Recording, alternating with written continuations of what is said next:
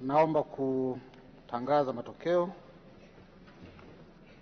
na kabla hapo naomba kutoa taarifa kuwa matokeo haya yamethibitishwa na Mheshimiwa Jacqueline Msongozi kutoka kambi ya walio wengi na Mheshimiwa Agnesta Kaiser kutoka kambi ya walio wachache. Mheshimiwa Spika, matokeo ni kama ifuatavyo: idadi ya kura za hapana 0.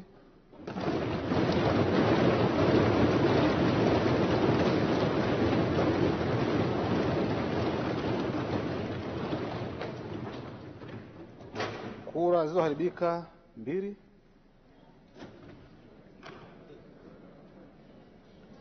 Kura za ndio 369.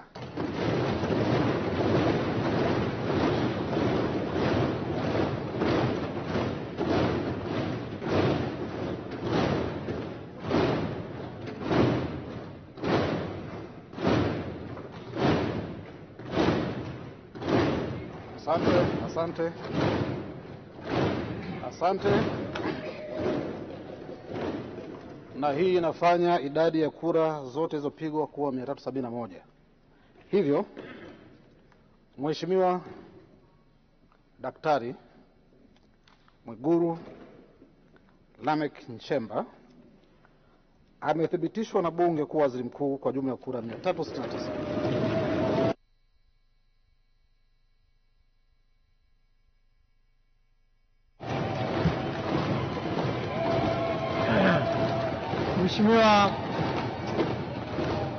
Mheshimiwa Mwigulu, karibu tutoe shukrani, na ukimaliza kaa kwenye kiti chako rasmi.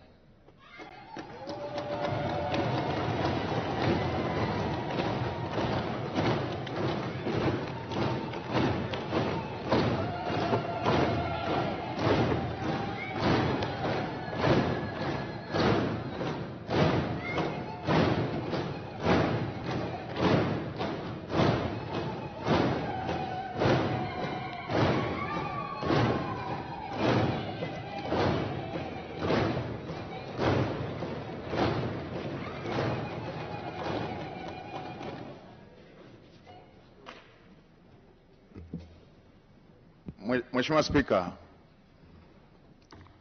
awali ya yote nianze kwa kumshukuru Mungu kwa ruzuku ya uhai na kutukutanisha katika bunge la 13. Namshukuru Mungu vile vile kwa hatua hii ambayo tumetoka kuishuhudia. La pili, nimpongeze sana Mheshimiwa Rais Dr. Samia Suluhu Hassan kwa kuchaguliwa kwa kishindo na Watanzania.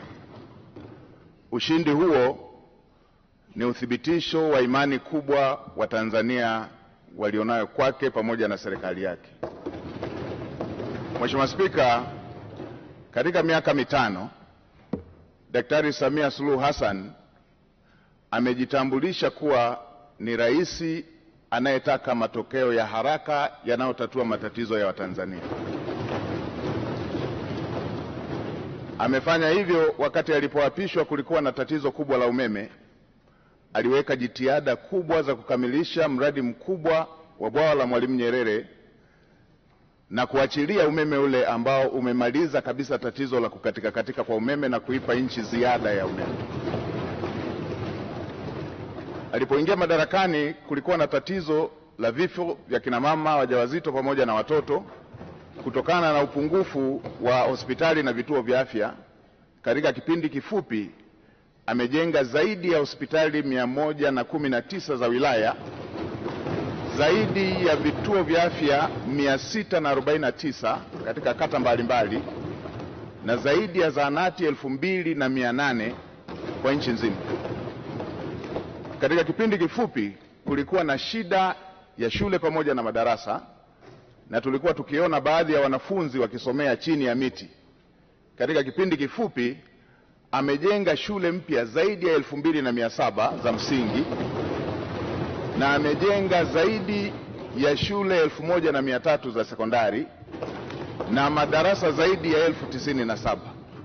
Hivyo hivyo katika sekta zingine ikiwemo kununua CT scan hospitali zote za mikoa, MRI kwenye hospitali zote za kanda, pamoja na kununua mitambo ya kuchimbia maji kwenye kila mkoa na kila ukanda. Hiki ndicho kilichowafanya Watanzania wamchague kwa wingi, na nimetaja tu kwa uchache.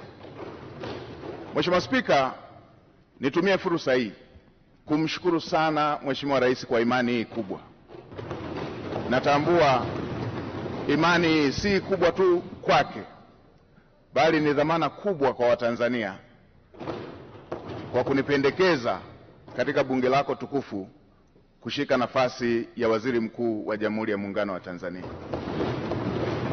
Natambua uzito wa majukumu haya pamoja na matarajio yake pamoja na matarajio ya Watanzania. Nitafanya kazi kwa bidii, kwa uaminifu na jitihada kubwa kuweza kukidhi matarajio hayo. Mheshimiwa Spika, nitumie fursa hii pia kumpongeza Dr. Emmanuel Nchimbi kwa kuaminiwa na kuchaguliwa na Watanzania kuwa makamu wa rais. Tuna imani na utendaji wake na tunaamini kwamba atamsaidia Mheshimiwa Rais katika kutekeleza majukumu yake. Mheshimiwa Spika, nimpongeze pia Dr. Hussein Mwinyi kwa kuchaguliwa na kuaminiwa kuwa rais wa Zanzibar. Ushindi wake ni ishara na uthibitisho wa kazi kubwa alizofanya za kuwaletea maendeleo wa Zanzibari. Namtakia kila laheri katika utumishi wake mpya. Mheshimiwa Spika, nitumie fursa hii kumpongeza mwanasheria mkuu wa serikali. Mwanasheria mkuu wa serikali ndugu yangu Hamza Johari amekuwa kiungo muhimu na amekuwa akisaidia sana majukumu yanayohusu sheria kama custodian wa masuala ya sheria wa serikali.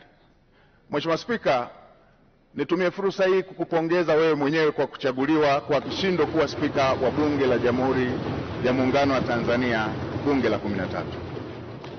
Natambua nia yako thabiti ya kulifanya Bunge la 13 kuwa bunge la Watanzania. Niahidi kwa niaba ya serikali tutatoa ushirikiano wa dhati kuweza kuhakikisha kwamba unatimiza malengo yako hayo ya kulifanya Bunge la 13 kuwa bunge la Watanzania. Mheshimiwa Spika, nitumie fursa hii pia kumpongeza Dr. Philip Mpango, makamu wa rais mstaafu, kwa kazi kubwa aliyoifanya ya kumsaidia Mheshimiwa Rais. Tutamkumbuka kwa unyenyekevu wake, kwa maono yake na usaidizi wake uliojaa utii. Dr. Mpango amefanya kazi yake kwa uthabiti mkubwa. Nitumie fursa hii pia kumpongeza Mheshimiwa Kassim Majaliwa, waziri mkuu mstaafu.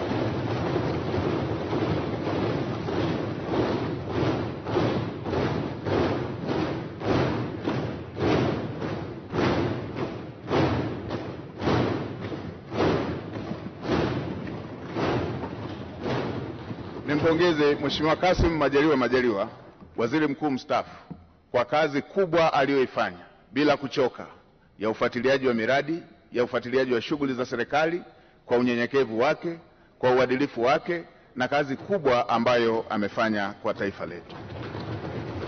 Naamini kila Mtanzania anatambua jitihada alizofanya katika kumsaidia Mheshimiwa Rais.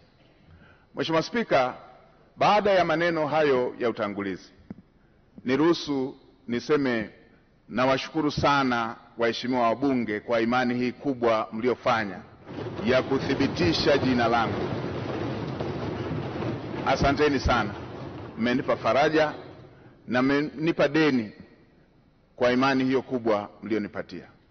Niwaahidi tutashirikiana nanyi, serikali itashirikiana nanyi, itapokea maoni yenu, itapokea hoja zenu, tutawasikiliza.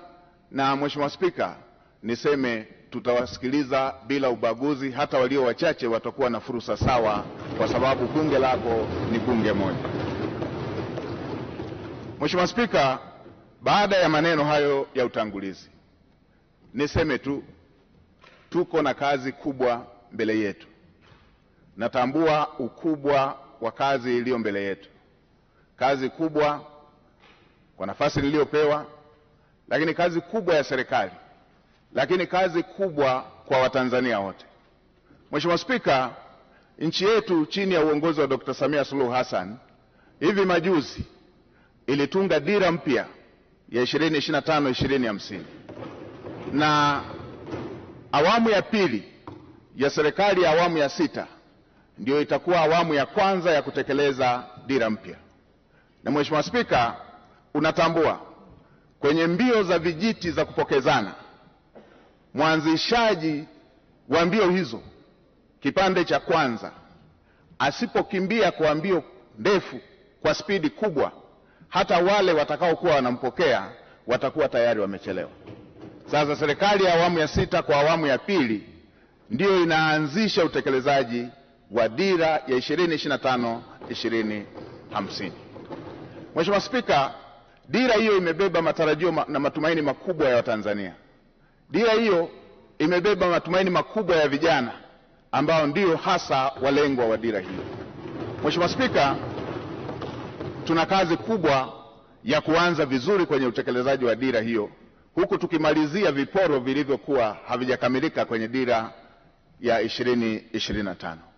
Mheshimiwa Spika, natambua pia ilani ya uchaguzi ya CCM ambayo imejumuisha masuala yote ambayo ni kero kwa Watanzania katika maeneo mbalimbali. Na nilikuwa nafuatilia hata kampeni za uchaguzi, na ninyi waheshimiwa wabunge, kila eneo mlikuwa mkijiaziliza yale ambayo yapo kwenye ilani ambayo ni mahitaji ya Watanzania katika maeneo yenu. Ilani hiyo imebeba matumaini makubwa ya Tanzania, na hasa kwa kuzingatia kwamba Dr. Samia Suluhu Hassan amejitambulisha kuwa ni rais wa matokeo, rais wa matokeo ya haraka, rais anayetatua matatizo ya Tanzania.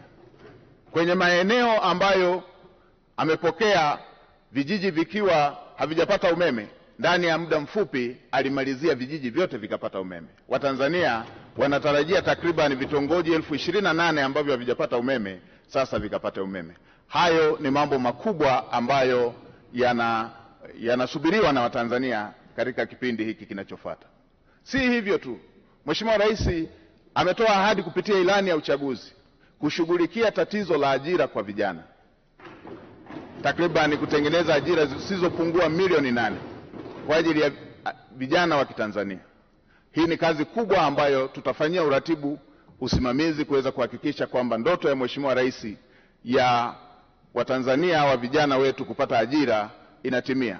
Tutaratibu mpango mkakati ndani ya serikali na kushirikisha sekta binafsi kuweza kuhakikisha kwamba dira hiyo ya Mheshimiwa Rais ya kutengeneza ajira zisizopungua milioni 8 inakwenda kutimia. Mheshimiwa Spika, pamoja na Tanzania kuwa nchi tajiri, bado tuna asilimia isiyopungua 8 ya Watanzania, asilimia 8 ya Watanzania wanaoishi katika umaskini wa kupindukia. Tuna takribani asilimia 26 ya Watanzania wanaoishi kwenye umaskini wa kipato. Niwakumbushe Watanzania, mimi umaskini wa Watanzania sijausoma kwenye kitabu, nimeuishi. Na Mheshimiwa Spika, katika maisha yangu haya, katika umri wangu huu, miaka takribani 32 nimeishi katika maisha hayo ya umaskini. Nimeishi katika maisha ambayo, kwa wale wanaokumbuka, kule vijijini mama zetu, dada zetu wakivaa gauni huwa wanajifunga nguo kiunoni. Ile nguo anayojifunga dada yangu, ile nguo anayojifunga shemeji yangu ndio ilikuwa nguo yangu ya kujifunika. Kwa hiyo kabla hajamaliza shughuli zake za kila siku, silali mpaka akalale ili nipate shuka ya kujifunika. Na asubuhi kabla hajaanza kazi lazima niamke ili ile nguo niliyojifunika ndio yeye iwe nguo ya kujifunga ili aweze kuanza majukumu yake. Ninatambua mazingira ya kulala, unaenda kuchunga, ukirudi nyumba nzima inavuja, na utakapolala inabidi ujifunike ile ngozi ili matone yale yanayoendelea kuvuja angalau yatue kwenye ngozi. Na yatambua maisha hayo. Natambua mnaenda kula pamoja na watoto wote rika mbalimbali, mko takriban 20 kwenye chungu kimoja cha mboga, chungu kimoja cha sahani moja ya ugali. Inabidi utangulize kuanza kula ugali mwingine bila mboga, kwa sababu ukisubiria mikono ya kwenye mboga iishe ndio na chakula kitakuwa kimeisha. Na natambua matatizo haya ya ajira ambayo Mheshimiwa Rais anayaongelea. Natambua maumivu ya kusoma kwa shida na ukasubiria ajira ukiwa umekosa. Natambua dira hiyo ambayo Mheshimiwa Rais anataka awapatie vijana takriban milioni 8 ajira. Natambua maumivu yake.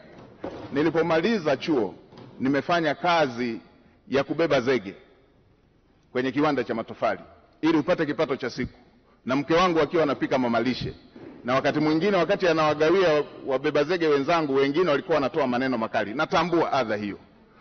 Niwahakikishie Watanzania hasa wa mazingira ya chini watasikilizwa kwenye kila ofisi ya umma.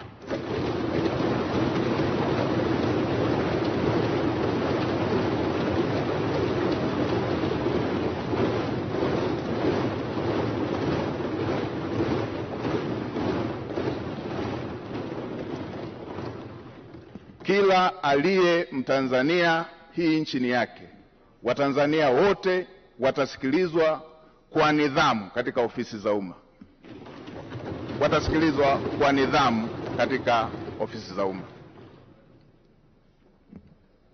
Watanzania watafikisha kero zao, na watumishi wa umma watakwenda kwenye makazi, kwenye maeneo ya Watanzania kutatua kero za Watanzania.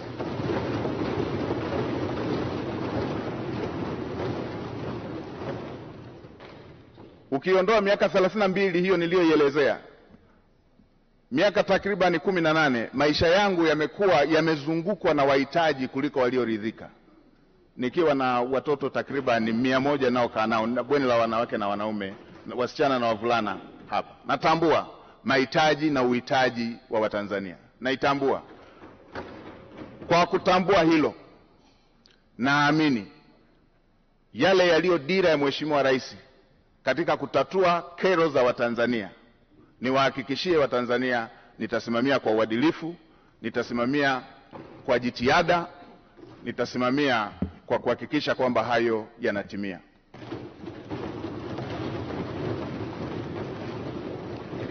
Kwa kuzingatia kazi kubwa hiyo iliyoko mbele yetu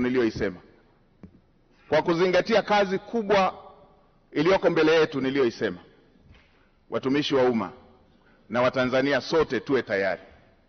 Lazima tuende kwa gia ya kupandia mlima.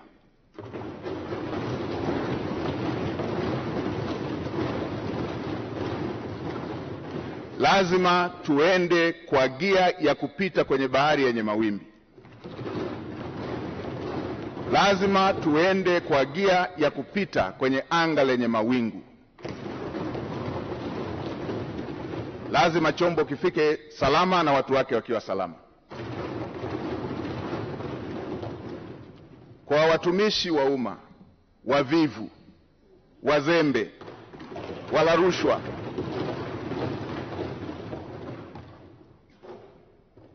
na wenye lugha mbaya kwa Watanzania, tuwe tayari. Wavivu wote, wazembe wote ndani ya ofisi za umma, nitakuja na fiekeo na rato. Lazima maono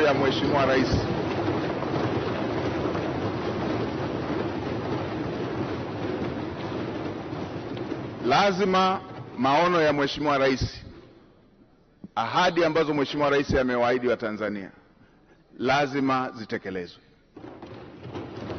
Mheshimiwa Spika, katika kumalizia, nitoe rai kwa Watanzania wote. Haya yote ambayo tunayaongea, yale yote yaliyoongelewa kwenye dira, yale yote yaliyoongelewa kwenye ilani ya uchaguzi, yale yote tulio na matamanio nayo, yale yote yaliyo ahadi ya Mheshimiwa Rais pamoja na makamu wa rais, yale yote yaliyo ahadi zenu waheshimiwa wabunge, yatatimia tu kama tutaendelea kumtanguliza Mungu katika mambo yetu kama taifa, na kama taifa letu litakuwa na amani, kama taifa letu litakuwa taifa lenye amani. Yatatimia tu kama tutaendelea kumtanguliza Mungu katika mambo yetu kama taifa, na kama taifa lina hali ya amani. Bila amani, yote tunayotamani, yote tunayotarajia, yote tulioahidiwa, yote viongozi walioahidi, yote yaliyoko kwenye dira, yote yaliyoko kwenye ilani hayawezi kufikiwa. Nitoe rai kwa Watanzania wote, tuwe na wajibu wa kuhakikisha kwamba nchi yetu ni ya amani. Tumtangulize Mungu hata kwa yale tunayoona ni magumu, ili tuweze kuhakikisha kwamba Mungu anatusaidia kupata ufumbuzi wake, kwa sababu kwake yote ni mepesi. Mheshimiwa Spika, katika kumalizia, nishukuru familia yangu, wamesimama nami mara zote, mke wangu Neema pamoja na watoto.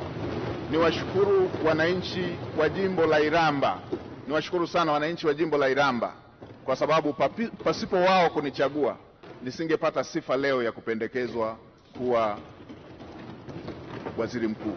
Asanteni sana wana Iramba, asanteni sana Watanzania wote. Mheshimiwa Spika, nakushukuru kwa mara nyingine. Asante sana kwa kunipa nafasi.